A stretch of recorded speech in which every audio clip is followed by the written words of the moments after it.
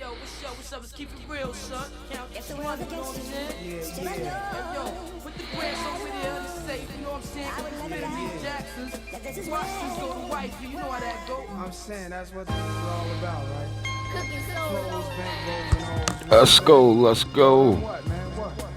Visualizing the realism of life and actuality. Fuck who's the baddest, the person status depends on salary. And my mentality is money orientated. I'm destined to live the dream for all my peeps who never made it. And shit, we were beginners in the hood as 5%ers, but something must have got in us. Cause all of us turned to sinners. Now some resting in peace and some are sitting in San Quentin. Others such as myself are trying to carry on. Gotta understand the climate from back then, yeah.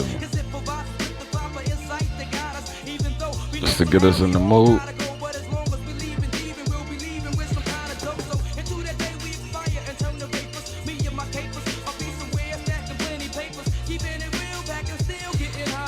But life's a bitch and then you die. Life's a bitch and then you die. That's why we get high, cause you never know when you're gonna go. Life's a bitch and then you die. That's why we puff fly, cause you never know when you're gonna go. Life's a bitch and then you die. That's why we get high, cause you never know when you're gonna go. Life's a bitch and then you die. That's why we puff fly.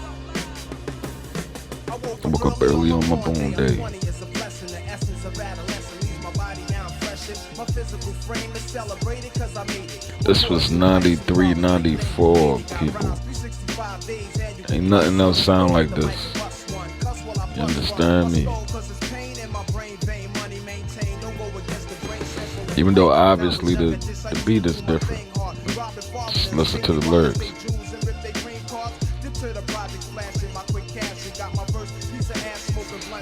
Hash.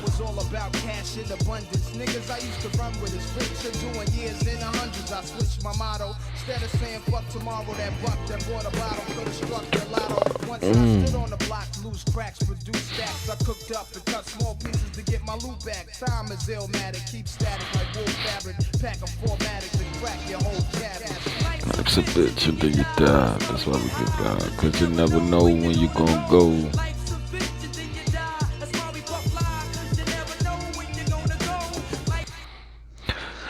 Alright, what it is. Y'all know the lingo. Y'all know the vibes. And if you're down with the king, you already know what time it is. And wipe your feet off before you come into my house. Take your shoes off so you don't track no bullshit in here. You dig? It's a day. We gonna learn a few things, you feel me?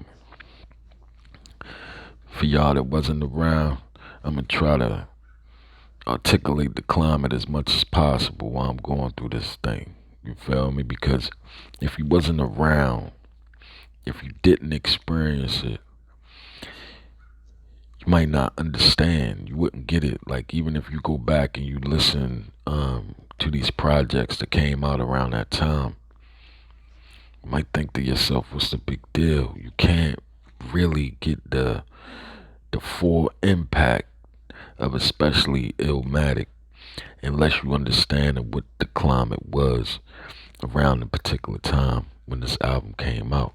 And to actually understand, we got to go back before it came out. You understand me? Yes, like people have the misconception that East Coast hip hop in general always really generated money and artists was making all this money and they was selling millions of records. That's not the case at all. Run DMC moved units, of course, during the 80s. That's about it. Salt and Pepper, first female rap group to ever go platinum. That's about it. That's where it stops. All the artists back then that was heavily moving units going into the golden age of hip hop, which is the 90s, of course, came from the West Coast. The influence of the West Coast was everywhere. MC Hammer, at the time, biggest selling artist of all time, a West Coast artist from Oakland. NWA moved units, but they didn't move units like he moved units. He sold a lot of records. Now, granted, after that died off, and so-called quote, the I ain't even gonna say gangster rap. We gonna call it the G-Funk era for the purpose of this lesson. You dig? When that came about, Dre's first album was out of here like a rocket. Like that joint moved mad units. Snoop album dropped in 92, 93, moved mad units. East Coast had spitters, but the sound was a certain way. Guys was rapping a certain way. It was that there was it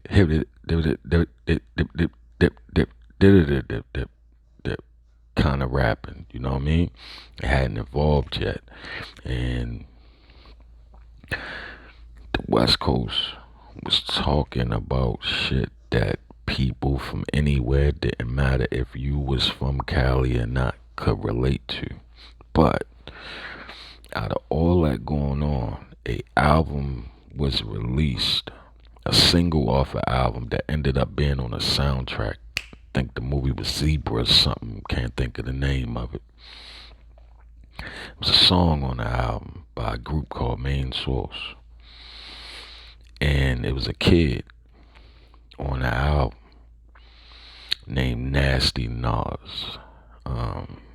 And his first, I'm gonna say 6 to 8 bars, it didn't sound like nothing we heard before. His bar format, his cadence, his voice tone was all. Now, don't get me wrong, you could tell who he listened to. You know what I mean? It had some God MC in it. It had Rakim. It had some Rakim in it. But the way he put that thing together had everybody like, who is that kid? Who the fuck is that? You know what I mean? When I was 12, I went to hell for snuffing Jesus. You know what I mean? Some people might hear that line from the outside looking in that hadn't been around the gods and the earth, 5%ers, or anybody that talked a certain way, certain format, especially the way that they spoke, would think that he, was over exaggerating rhymes, when really what he meant is, I don't rock with that Christian Jesus way, and people have shunned me to go to hell. This was a 16-year-old saying that. This is why a lot of people that came up underneath of that era have kind of zero tolerance when people make excuses for these guys and some of the shit that they say, because it's like, yo, B, nah, we done heard cats younger than that elevate the consciousness. You know what I'm saying? That's just what it was. And I ain't talking about Crisscross or ABC or the boys and none of them. They was all industry plants. They was made inside of boardrooms. Jermaine Dupri found Crisscross in a mall. He seen 2 kids who had their clothes on backwards and was in some type of dance competition, and took them in and, wrote for them. And so did Tretch from Naughty by Nature, also wrote for them. You know what I mean? That was something that was put together and put out there. And that's why they couldn't make it on their own outside of being away from Jermaine Dupri. They never wrote anything. They didn't have no real talent. They just had a look, period. That's just what that was. But anyway, the impact of that verse had the streets waiting on this album. So trying to give y'all a synopsis of what the climate was and the anticipation of this particular project. You understand me? Like, the anticipation of this project was on 100. You know what I mean? Because back then, you know, you heard about shit from word of mouth, or you heard about something when it dropped on the radio, or you heard from the radio when an album was dropping, or you had to physically go to the record store to ask them when a project was dropping. It's not like it is now where you could just look it up on your phone, or artists don't even have to drop a real project. They can just do a mixtape and tour off a mixtape and all that crap. You know, things was different back then. It was really street teams back then. Like when an artist was about to come out, you would see it plastered. You would see posters and plasters all over the place, and you would see vans with the logo of the artist on the side of the van and shit like that. Like shit was different. Hip hop was different. Like you really kind of indulged and lived within the culture. Like that's how the culture grew. You know what I mean? But when this album finally dropped, it wasn't a commercial success. Nah, it didn't sell millions and millions of records. It didn't do that. It went gold. And that was because it stayed confined within us. When albums go platinum and multi-platinum, that means that white people went and brought it and women went and brought it. This album stayed confined to the hood, to the street, to the block. You know what I'm saying? But the impact of it changed everything. Before this album, one producer primarily worked with one particular artist, and he produced everything on the album. This wasn't that way, because this guy had a vision and he wanted different producers all over it. And this is the crazy thing. A lot of them, even though Nas had a budget, they wanted to see him succeed and win. And see, this is why you see this till this day. It wasn't done before. It was never done before. And anybody that want to challenge me on that, I will prove you wrong. It was never done before Illmatic. Never done. That was the first album, first hip-hop album that was done on. Period. It changed the game, the cadence, the flow, what he was talking about. You can see the visual. And I'm going to show y'all something that I put together to let y'all hear how people talk about this project. You know what I'm saying?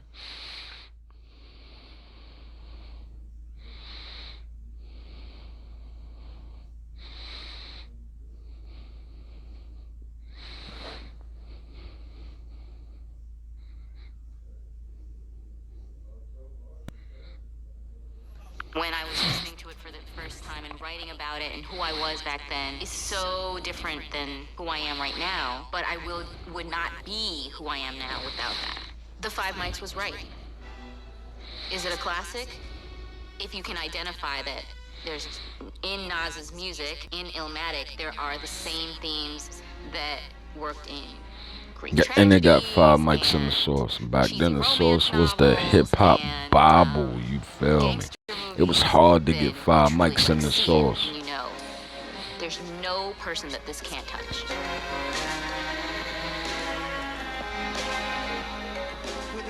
There was a palpable feeling of all of the forces coming together around this new MC.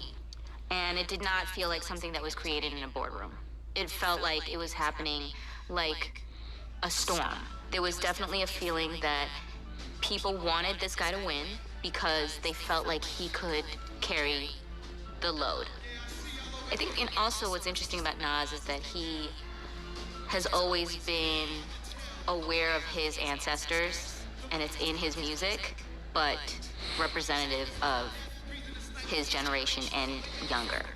I think Nas, in a lot of ways, has been a bridge for a lot of people to go both forwards and backwards.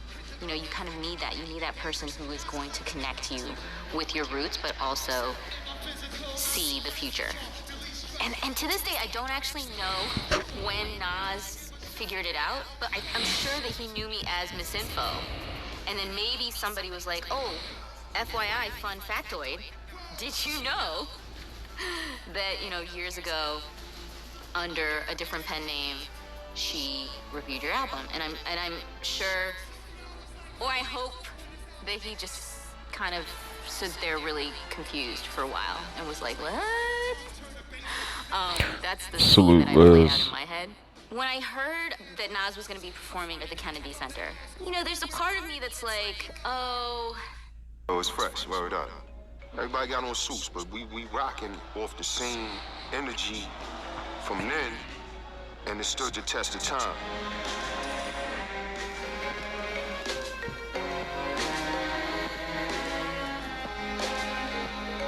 What up, kid? Yo, man, Illmatic, man, always, man. That was everything just lined up. That guy's like came with such a potent poems. Like the poems was just Understand the love and aspiration that people from that time get when they talk about that particular project. It's crazy. Get out there early and learn what the world was about early. He's inclined. And this is just something that you had to be around to experience. You had to be there to understand the climate. You know what I'm saying? So when he say things like 40 side is a place that's giving me grace, he learned a lot from there. You know what I'm saying? He saw Queensbridge as its own matrix, man. Like, you got to get in there and it's like you go uptown and they say, certain things, certain ways, man. Like, yeah, 40th side, word. Shout out to all 41st side, too, word up. Fly, cool brother. You could talk to him, he talk back to you, like, boom. Then you find out he got good ideas, you like, yo. That type of thing, man. So, we just kept building. And here we are now, man. Beautiful. Well, I mean, we were so young. Not cool to say that. It's like a reason why I put this together just to show y'all the admiration that people use when they talk about the man and they talk about that project. But the powers that be chose others to push when you produced to the forefront. You know what I mean? Illmatic, did you have any sort of idea of what kind of impact the album was going to make? Yeah, Nas was just like, you automatically knew. Like when Large Professor first played him for me, I heard him on the barbecue, but then Large played me his shit, like, and I was like, cool, this dude is crazy, you know what I'm saying? So I knew that it was gonna be the impact it was. And then when I started hearing the records, I remember Premier, he may kill me for this. And Nas may kill me for this too, but I gotta let y'all hear this shit. I was like, this is special. But when I heard this record that Preem did, I was like, okay, I gotta give him something like on that, like really eerie shit, cause this shit was very eerie. Ill record, you'll know when you guys hear it. I have a lot of Nas in my Serato. It's like it's his first version of Memory Lane that Premier did, and this kind of inspired me for the One Love thing. I'm just gonna play a little bit of it. Okay.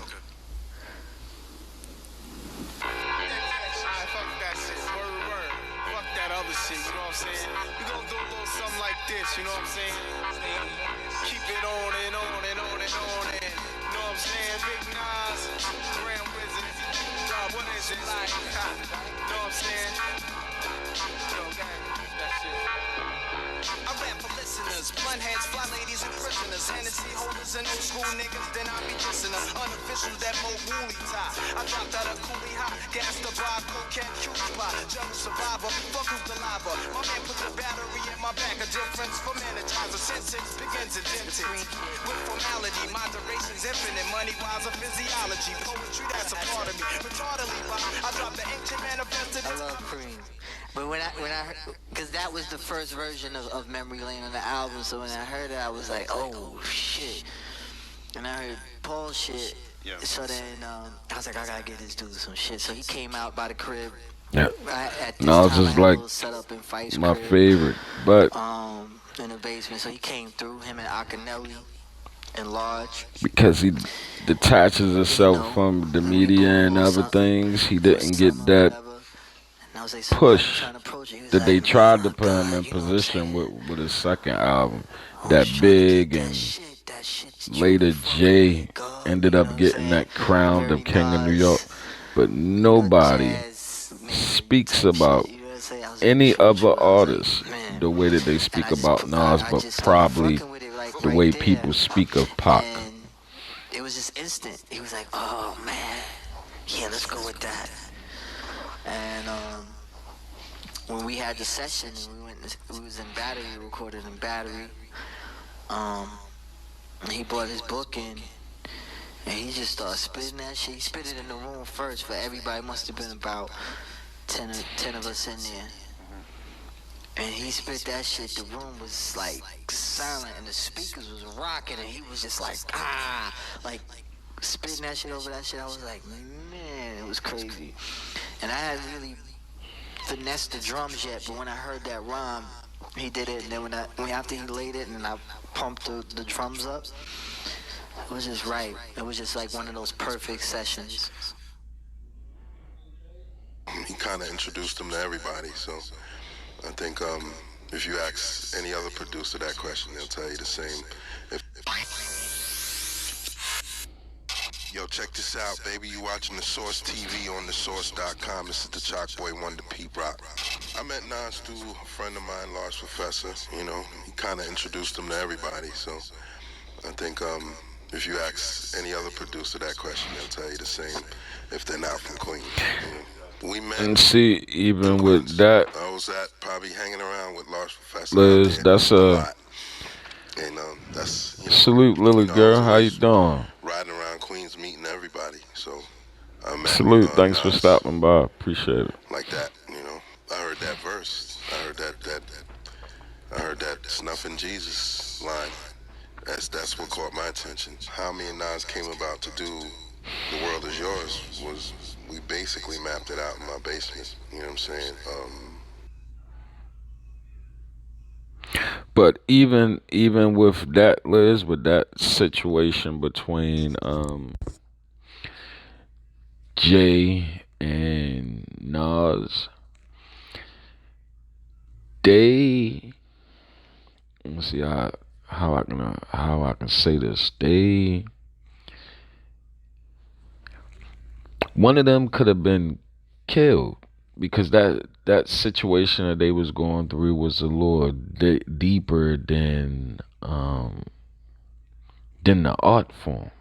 Like Jay-Z was dealing with Nas' baby mother, Carmen, back then. And these things was done, from my perspective, purposely. Like they did these things purposely. They set that up purposely. You know what I mean? It couldn't be somebody talking about what Esco was talking about at the time. Couldn't be the voice and the face of New York versions of hip hop, being as though what the West Coast represented at the time. And the media perpetuated this East Coast, West Coast war intentionally.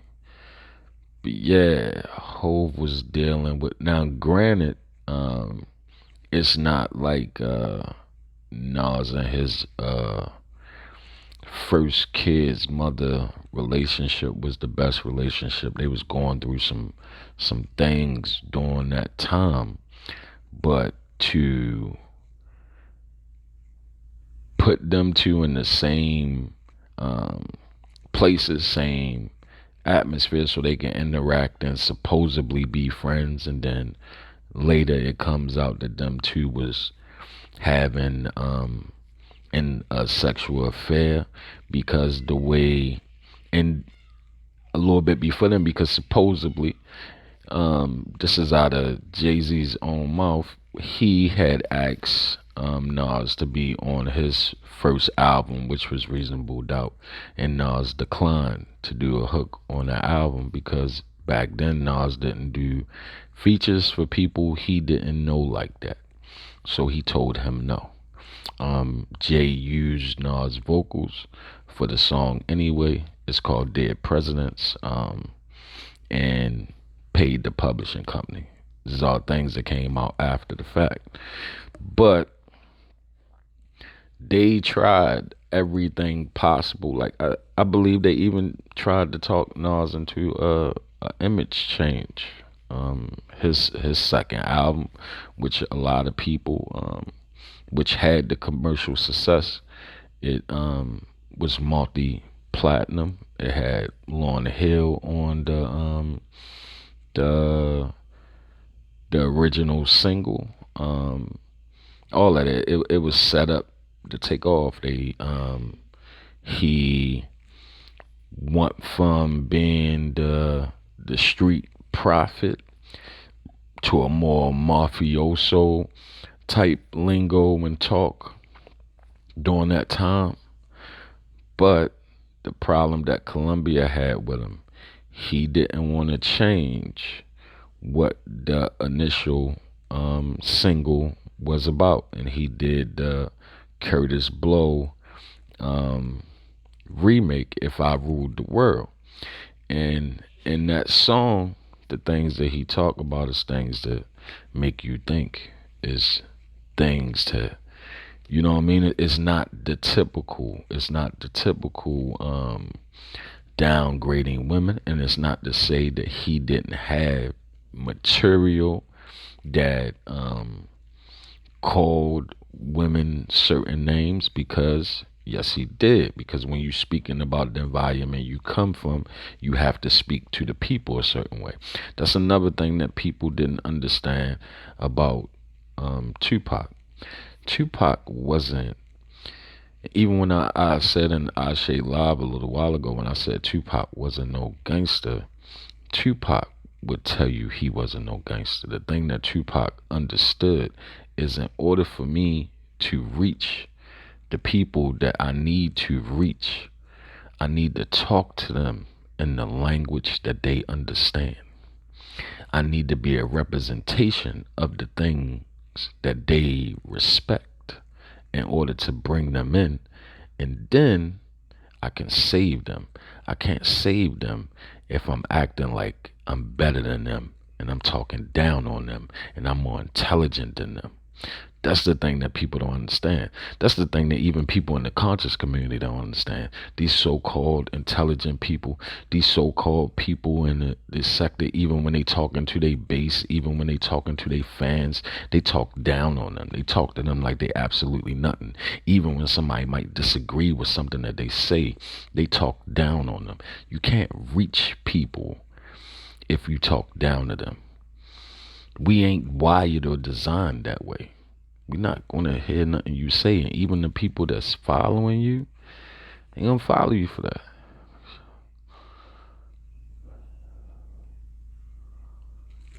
That is exactly right. It's not about the artist self, because if it was about the artist self, hands down, and I don't care what year it is, it could be 2045. If you put Illmatic on, if matter of fact, one day when anybody get a chance, you just put that album on, and even compare to Biggie's album. And I love Big to death. I love Big to death. And some people would say Big album is better than Illmatic. And maybe sonically it could be, but it's from two different types of people. One person is talking to you about these big, large drug tales and these home invasions, and then going from struggling to suicide. Then you have another person that's giving you the mindset of a 20-year-old in the projects in 1994. That's the difference. You know what I'm saying? That content can never be outdated because of that. That can be said about anybody from anywhere that particular time, and he puts you in that spot. Like when you listen to Life's a B, he's telling you what his dreams and aspirations are, even though they not the best, but this is what I want because I'm in this environment. You know what I mean? This album touched people. It changed how people was rapping during that time. He doesn't get credit for that. And people can go back and look it up themselves. And I say this all the time, and I don't take credit away from Wu, and I don't take credit away from Big neither, because those 3 albums, Illmatic, Into the 36 Chambers, and Ready to Die, changed East Coast hip hop. Because everything that came after those 3 albums tried to duplicate what those 3 albums did. What Nas brought was, and like I said before, it wasn't no albums, wasn't no artist. Every artist used one producer. That was their producer. That's what they used. Nobody used multiple producers. After Illmatic, everybody did it.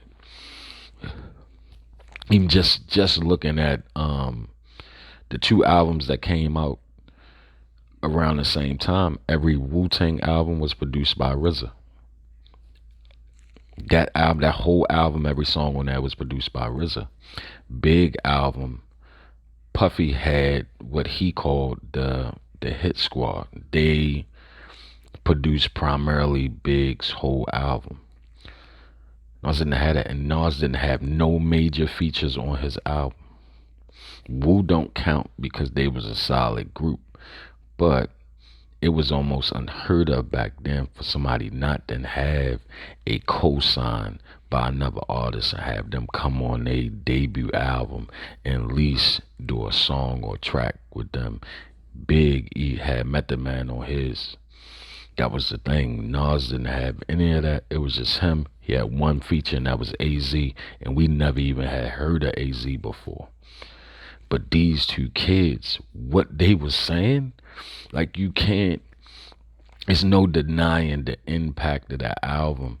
And you go back just to, and most people don't understand.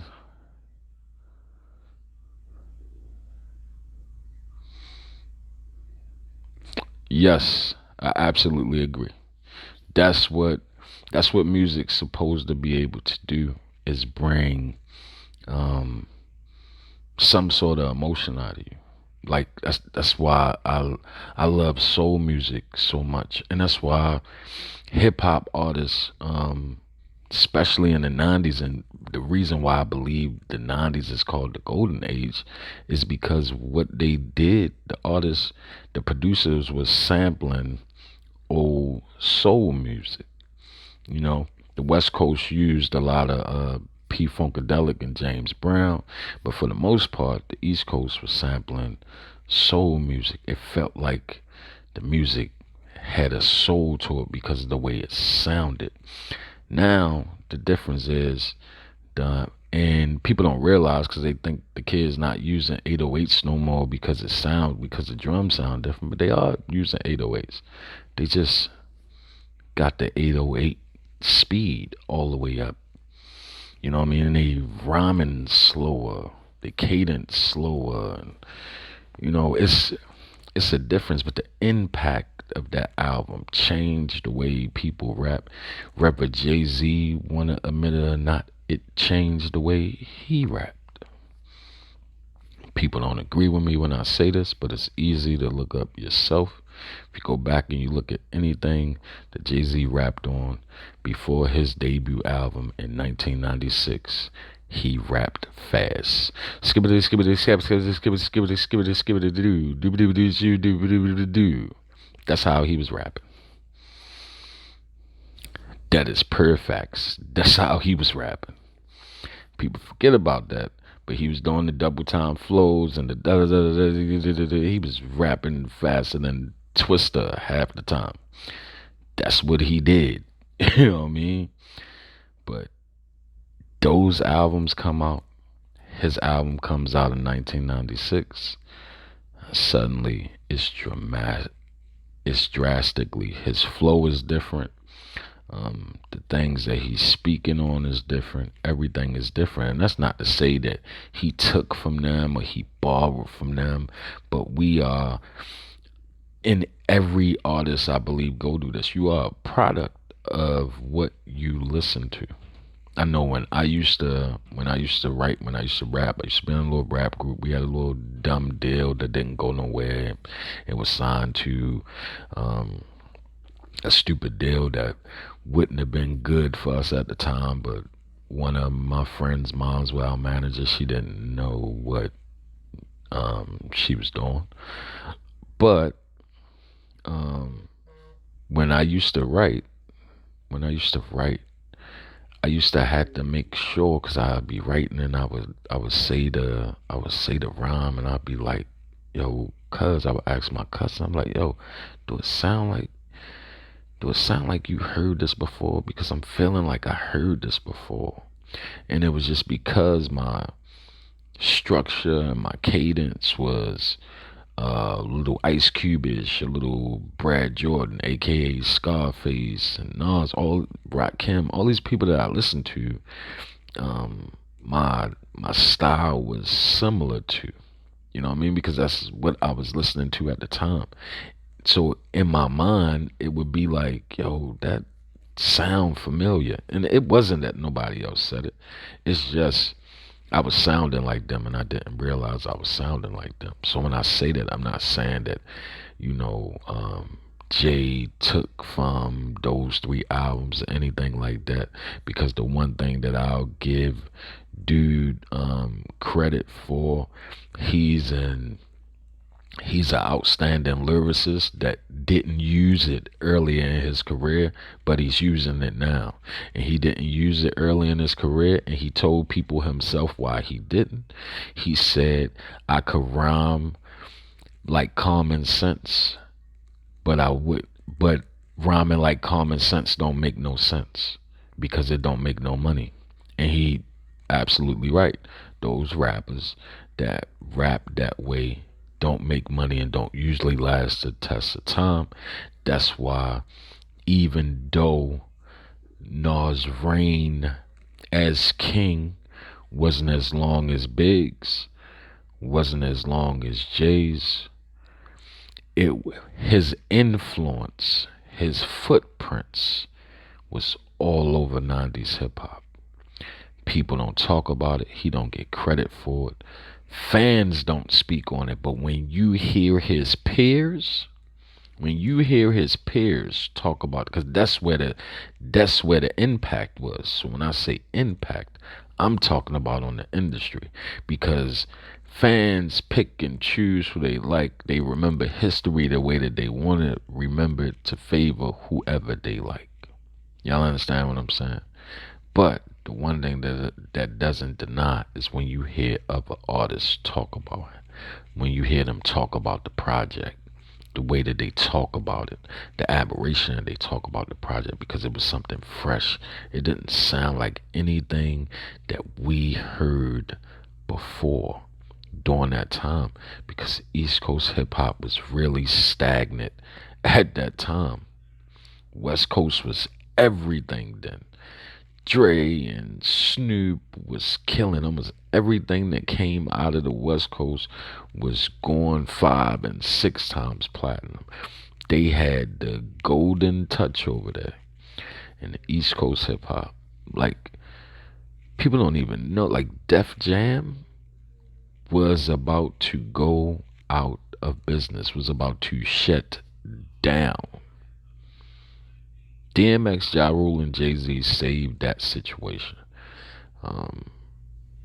But back to Illmatic, that impact was something that people don't understand. And when I do the second part of this, when I get into, matter of fact, I just might as well talk about it now. When they decided that When they decided that they was gonna move on from Nas and Big was the guy, the magazine, the Vibe magazine, is the ones that termed King of New York. They the ones that said that. They the ones that termed the phrase King of New York. They the ones that put Big in the chair with the crown on his head. They did that. They the same ones that did the cover with East versus West with Bad Boy and Death Row on the front. That I will ever say that did more harm to hip hop than anything. And even the editor of the magazine at the time, he says it himself that he regrets doing that cover. Because that played a major role, because a lot of people, especially street guys, especially people in these gangs and people in New York, they felt like they had to choose sides. Pac wasn't even from, Pac was from New York. Pac was from New York. It's not like he had a disdain for New York. It's not like Big had a disdain for LA, but they created this atmosphere where people that was involved in real street shit, people that was involved in these gangs, started to feel some type of way. And you add that element and money around and people with influence, something's going to happen to somebody. And to be honest with y'all, those deaths ain't as complicated as we make them. It's not no conspiracy. The conspiracy is in not finding the people that did it. It's not the why. The why is the easy part. The record labels and the media played a role in that. And it was a lot of elements caught up into that. It's a story that Snoop tell of when Pac met Nas. They came face to face with each other. Snoop say that they had a couple of people, but Nas probably had about 50 to 100 people with him. And he said that he grew respect for that man because he could have did something to Pac, and he told everybody to stand down. Let me have a word with the man. And Snoop said they walked up to each other. They said whatever they had to say, and they walked away. They went their separate ways. Eventually, I think somebody said what was said. I think Nas ain't really say what was said. That's between them two men, and Pac left with whatever was said in their grave. But that could have went left, all the way left. But it was all perpetuated even further by the media. This was a situation between two people that went way too far. It didn't have nothing to do with a coast versus a coast. It had something to do with one man being upset with another man because he wouldn't tell him where the people was at that robbed him. Pac, no Big, didn't have nothing to do with that, but he put that energy out there, and it led to what happened in the Big happened to Big. But back to Esco. When the sad part about the Nas situation is when they thought that he was down. This is something that nobody talks about, and this is post Illmatic. This is pre Illmatic. This is way past that. When they thought he was down and out, and they really tried to get rid of him. Like they tried to kill his career. Jay tried to kill his career. Nas' mother was diagnosed with cancer and in the hospital on her deathbed, like she was about to pass, when Jay released Takeover. When he did that, because initially the first original version that came out only had, when he performed it at the Summer Jam stage that night, it was just about Mobb Deep and some other people, and he did the whole little thing at the stage. He left the crowd with Ask Nas, he don't want it with Hove. That was it. Nas responded. People don't remember it because it was on the mixtape, but he responds. It's a slight little jab, but then the album comes out and Jay has the full verse on there talking about Nas. And Jay probably won't ever admit this because they cool now. But I believe, because he's a strategist and he's also a businessman, is that he picked that particular time because he didn't think Nas was going to respond because of what was going on with his mother.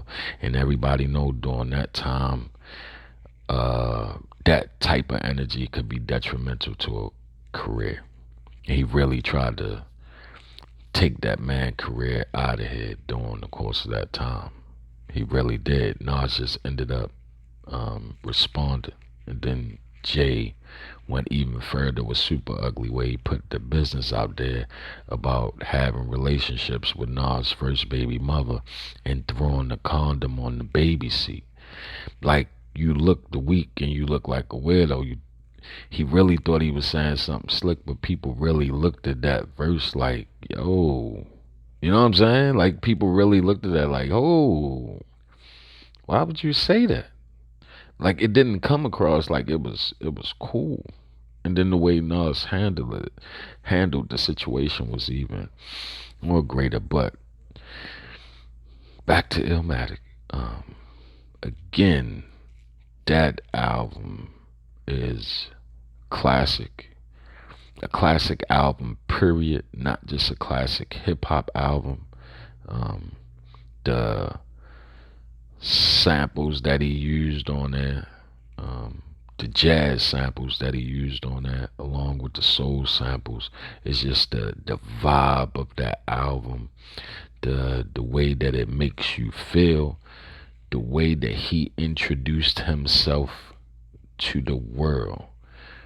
Is like the blueprint to what an artist is supposed to do. And it's the same blueprint that J. Cole used, Kendrick Lamar used, and those type artists. So the footprints of that album is still around.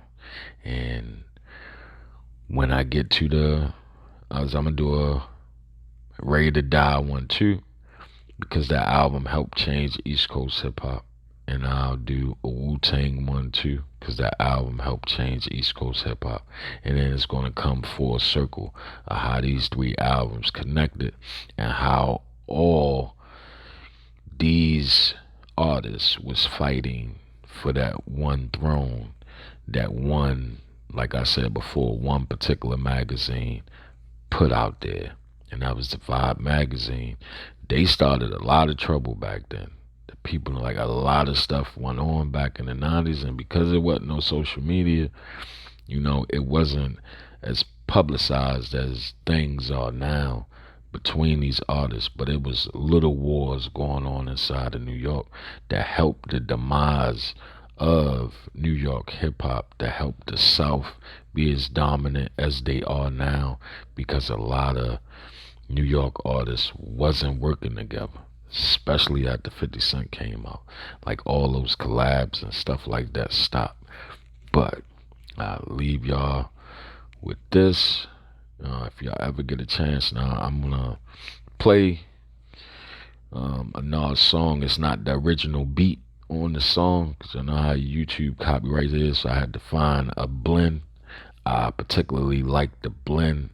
But if y'all take a few minutes before I close out, just please listen to the first 7 to 8 bars of Life is a Bee. And you tell me if you think this came from, and at the time that he wrote it, he was younger than when it came out.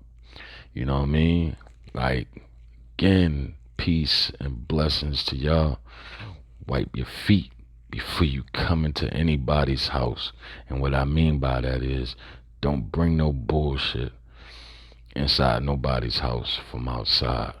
I'm out of here. But please listen to these first 6 to 8 bars before y'all leave.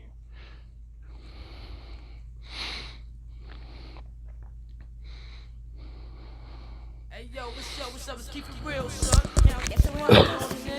Hey yo, with the grits over there, safe, you know what I'm saying? Jackson's, Washington's go to wife, you know how that go. And I really appreciate y'all for stopping by and hanging with me for a minute, you dig? Yo, then what, man? What?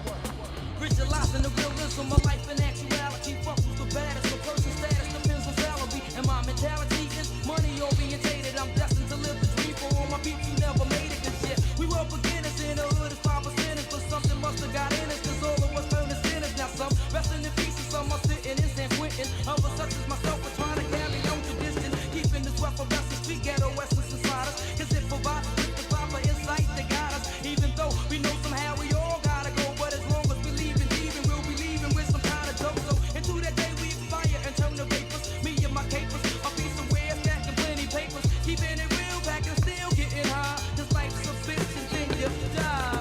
Life's a bitch and then you die. That's why we get high, cause you never know when you're gonna go. Life's a bitch and then you die. That's why we go fly, cause you never know when you're gonna go. Life's a bitch and then you die. That's why we get high, cause you never know when you're gonna go. Life's a bitch and then you die. That's why we go fly. I woke up early on my born day. I'm 20, it's a blessing. The essence of adolescence leaves my body now fresh. My physical frame is celebrated cause I made it. Recorded through life, Suzali like thank you, lady. Got rhymes 365. Thank y'all again for stopping by. Y'all know the lingo. Y'all know the vibes. And if you down with the king, you already know what it is. Peace and blessings. Enjoy the rest of y'all day. Thanks for spending almost this hour with me. You know what I mean? Our lives don't usually be this long, but I love the culture. You know what I mean? But I appreciate y'all for hanging in there with me. I'm out of here. And again, remember, wipe your feet before you go in somebody's house. Don't take no bullshit from outside in somebody's house.